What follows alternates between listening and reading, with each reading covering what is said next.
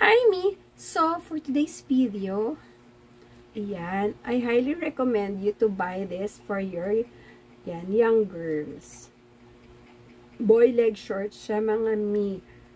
This is an underwear itself. Okay? Hindi nyo na kailangan mag-underwear pa. And kasi, diba, nag-skirt na yung mga anak natin, papasok na sila sa school. This is our way of protecting them kasi syempre sasakay tayo ng jeep, ng tricycle, ng motor, ng whatever mode of transportation, aakyat sa hagdan, and ayaw natin silang nasisilipan.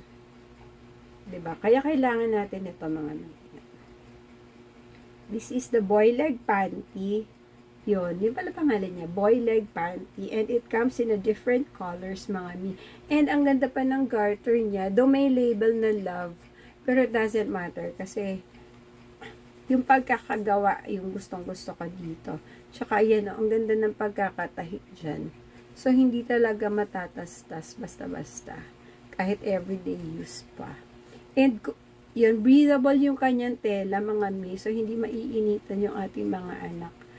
Diba? So, yun lang mga mi. Meron tong iba't ibang color. I've got the black, the red, orange. Ayan.